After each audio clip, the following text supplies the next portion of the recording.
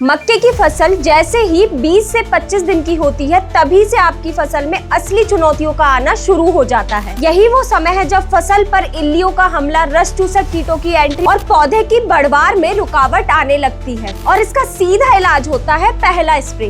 अगर आपने पहला स्प्रे समय पर नहीं किया तो आपके पौधे के पत्ते से लेकर डंठल तक सब खोखले हो सकते हैं और पैदावार में 70% तक का नुकसान देखने को मिल सकता है। तो आज के इस वीडियो में हम यही जानेंगे कि मक्के में पहला स्प्रे कब देना है, कौन सी दवाइयाँ देना है और कौन सा कॉम्बिनेशन सबसे बेस्ट रहेगा पहले स्प्रे में। तो बिना स्किप किए वीडियो को अंत तक जरूर देखें।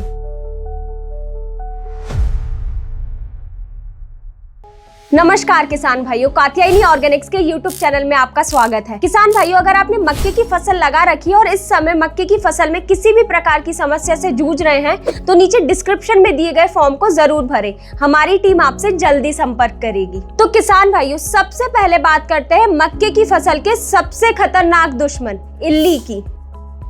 मक्के की फसल में आप चाहे कितनी महंगी दवाई क्यों ना डाल लो, लेकिन अगर दवाई को सही समय पर और सही तरीके से उपयोग नहीं किया जाए तो फसल पर इल्लियों का आतंक बिल्कुल कम नहीं होता है। फिर चाहे फसल में फॉल आर्मी वर्म हो, तना छेदक हो, तमाकू इल्ली हो या सेमी लूपर या फिर पत्ते खाने वाली इल्ली, इन सभी पर काबू पाना बहुत ही मुश्किल हो जाता है। ये इल्लियां मक्के के पौधे की नई पत्तियों को खाने लगती हैं और उन पर छेद कर देती हैं। और ये तना छेदक इल्ली की बात करें तो ये पौधे के तने में छेद कर कर अंदर घुस जाती है और अंदर ही अंदर पूरे पौधे को खाकर खोखला कर देती है, जिससे पौधा सूखने लगता है। और ये फॉल आर्मी वर्म की बात करें तो ये मक्के की फसल के लिए सबसे ज्यादा नुकसानदायक कीट है।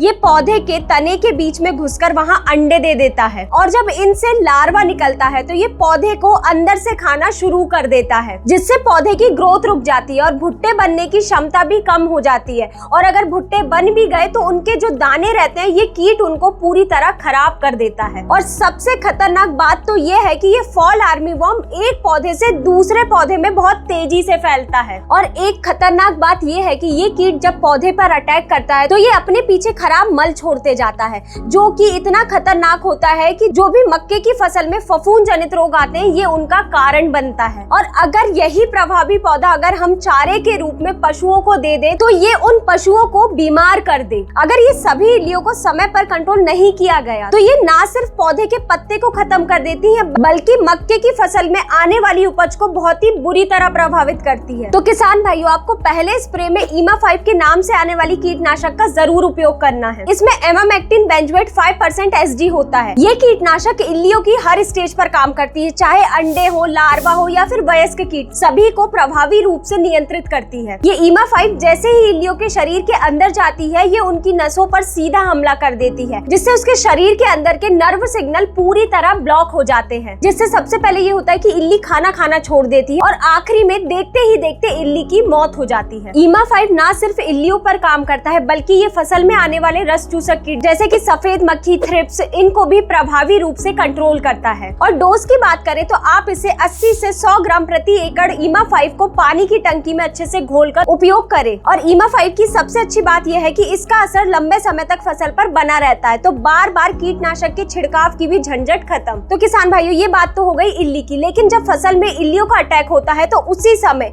ये रस चूसक कीट भी हमला करना शुरू कर देते हैं फसल पर। जी हाँ, ये छोटे छोटे रस चूसक कीट झुंड बनाकर फसल पर धीरे धीरे करके हमला करना शुरू कर देते हैं और देखते ही देखते पूरे खेत को खत्म कर डालते हैं। इनमें सफेद मक्खी, माहू, हरा तेला, थ्रिप्स, माइट्स जैसे कीट मुख्य रूप से देखने को मिलते हैं, जो पौधे के नाजुक हिस्सों पर हमला करते हैं या फिर पौधे में आई हुई नई कोपल पत्तियों पर हमला करते हैं और उनका रस चूस लेते हैं, जिससे पौधे में पोषण की कमी हो जाती है और पौधे की पत्तियां पीली पड़ने लगती हैं और पौधे में विकास होना रुक जाता है और पूरी फसल कमजोर होने लग जाती है। और सबसे खतरनाक बात तो ये है कि यही छोटे छोटे रस चूसक कीट फसल में वायरस और फफूंद जनित रोगों को फैलाने का काम करते हैं। और ऐसे में किसान सोचते हैं कि फर्स्ट स्प्रे में इल्ली मार दे दी है तो ये रस चूसक कीट भी इसी इल्ली मार से कंट्रोल हो जाएंगे, लेकिन होता बिल्कुल भी ऐसा नहीं है। हैं। इस रस चूसक कीट को मारने के लिए आपको फर्स्ट स्प्रे में इल्ली मार या फिर कोई भी जो कीटनाशक आप इल्ली को कंट्रोल करने के लिए दे रहे हैं उसके साथ नीम ऑयल का जरूर उपयोग करना चाहिए। नीम ऑयल में मौजूद एक्टिव कंपाउंड रस चूसक कीट के नर्वस सिस्टम को पूरी तरह ब्लॉक कर देते हैं। ये कीटों के खाने, बढ़ने, अंडे देने, यहाँ तक कि उनके कार्य करने की क्षमता को भी बिल्कुल पूरी तरह खत्म कर देता है। और ये नीम ऑयल का सबसे बड़ा फायदा ये है कि ये रस चूसक कीटों को तो कंट्रोल करता ही है और साथ में जो पत्ती खाने वाली इल्ली है ना, उनको भी ये कंट्रोल करता है। और इसके डोज की बात करें तो आप 300 से 500 मिलीलीटर नीम ऑयल को 150 से 200 लीटर पानी में मिला के फसल पर अच्छी तरह स्प्रे करें। तो ये बात हो गई रस चूसक कीट की। लेकिन अब सबसे मेन बात,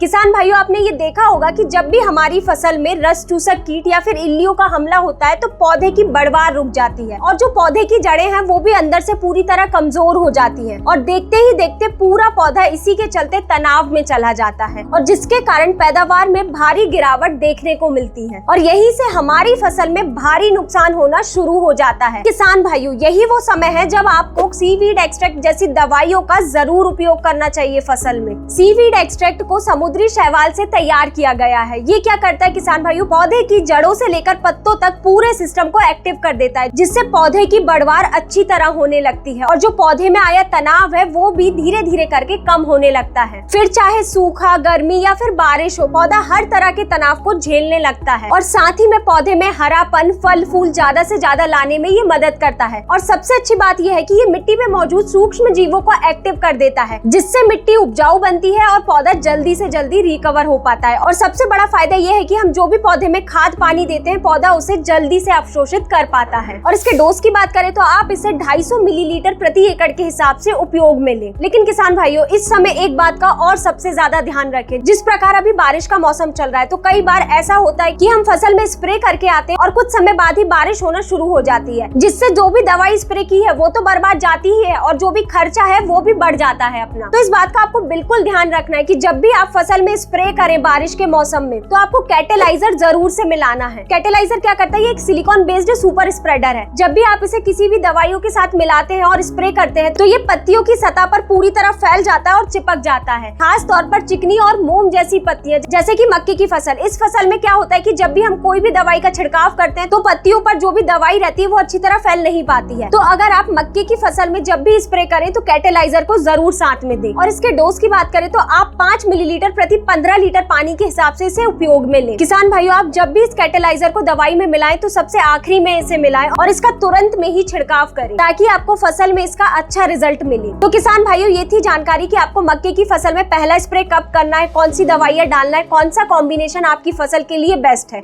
अगर आपको ये जानकारी पसंद आई तो वीडियो को लाइक करें और अपने अन्य किसान मित्रों के साथ इसे जरूर शेयर करें। धन्यवाद।